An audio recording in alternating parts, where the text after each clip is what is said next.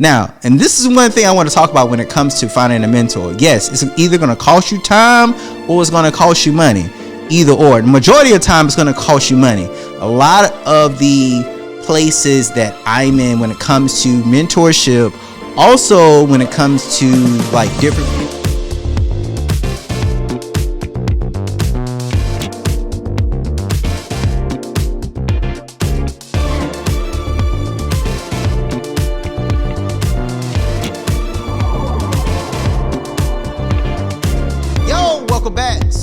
This time we're going to talk about how to find the perfect mentor for your business goals. All right. Now, when it comes to mentorship and finding the correct person, what I found works best is actually looking at three things. How is that individual, looking at a company that's doing a lot better than you? And also, times I've found looking at someone that's in a different state or a different part of the country where you're located. Reason being, and the reason I say this because, everyone is not up for like friendly fire per se. Okay. Me, I'm an individual. I have 15 other creatives that work with me. They're all photographers. They all have their own businesses. I'm okay with friendly fire. Even some of my mentees that actually, have done work with my clients. And some of my clients have became their clients, which is totally fine. Everybody is not like that. So when I say finding mentors that are in a different state, that usually runs out a lot better when trying to find a mentor. And also look at different things. All right, when establishing and finding that mentor, make sure that you have goals that you want to specifically meet, okay? So when it comes to establishing those goals, hey, I want to increase my brand awareness. That's one thing, okay? Another thing that you could also look at when finding that mentor is like, hey, I also want to work on my business operations, how my systems within my business work. That's another thing. Third thing is, hey, I want to work on better communicating with my clients and also with the public at large when it comes to my brand awareness. All right, so let's break down those three things. Now, you want to make sure that when you're finding those individuals that, first of all, that mentor has brand awareness. Another thing, that mentor has systems, okay? How is his booking portion? How's her booking portion? How easily is it to contact that said individual within the business? Last thing, hey, on social media, are they active? Are they doing things on social media at that given point to even give clarity to having better communication skills? Okay? So when it comes to that brand awareness portion, when I'm looking at any of my mentors, I'm looking at, hey, do they have an Instagram? Do they have, and I know some people, and this comes to, and I want to keep this in a framework of content creators and finding other mentors within content creation. Now, I know when it comes to business, especially when it comes to corporate businesses, and you also can just say, hey, is that individual within LinkedIn? That's something that could work for you if you're in the corporate side of when doing business. I'm going to talk about how I work for my corporate clients and how my corporate clients find me later on, but that's not gonna be something that I'm gonna be jumping into right now. But when it comes to brand awareness, because right now I'm doing this video, kind of pitching it to more content creators, finding a really good mentor, you wanna make sure that an individual has really strong brand awareness. How's their website? Is their website functional?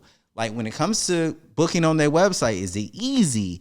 Is that copyright on their website, is that up to date? We're in 23 right now. Is their copyright still saying 22? That should tell you a lot about their systems, that they're not really handling what they should be handling within their business. Also, when it comes to booking, what I would say, before you even work with any mentor, book a session with them. How easy is the booking portion when it comes to trying out that mentor? And now, yes, this is going to cost you money. Now, and this is one thing I want to talk about when it comes to finding a mentor. Yes, it's either going to cost you time or it's going to cost you money. either or. The majority of the time, it's going to cost you money. A lot of the places that I'm in when it comes to mentorship, also when it comes to like different professional organizations, like there's an organization that I just got accepted to that I had to pay $3,900 to be a part of the organization. And that's going to bring me, different clients, different individuals that I can network with. I'm fine. I know other people that have paid up to $35K to actually be in different circles. So spend what you have to spend to get in the right places, because with you not spending the time, with you not spending the money, you're not going to be able to elevate your business. It takes money to make money. So when it comes to within their systems, when you're looking at their different systems, how easy was it to book? When communicating with them, do they communicate? How quickly do they communicate? Are they communicating within, at least 48 hours? Because that means their systems are really good. They could have an automatic system. You may want to find out, hey, how do I do that automatic system within my business? Because I want my clients to be engaged with me, because when it comes to booking, people have a really short mindset. And that's one thing that I really work on. We always have someone that's really close to the phone when it comes to our organization. That's why we stay booked a lot, because oftentimes clients don't want to just email. They want to actually physically talk to someone to say, hey, well, I'm thinking about booking. I saw this type of session that you have, and you're giving this type of information. I want to ask questions about this, that, and the third. They want to be able to answer those questions to see if they want to book. Now, if you're not getting back to that individual quick enough, what could happen is that individual then goes to someone else. Then that other individual may get back quicker to them, and they end up getting the session booked because their systems were just better. Okay? Now, when it comes to the over portion of communication, I also want to make sure that my mentor, especially when I'm trying to build my different business goals, that, hey, what is their presence in the internet? Okay. I want to make sure that they're at least on YouTube. Okay. That's my bar. That's how I look at it. At least on YouTube. Another big thing. Hey, how is their Instagram? Okay. Are they engaged on Instagram? Are they, is someone commenting back?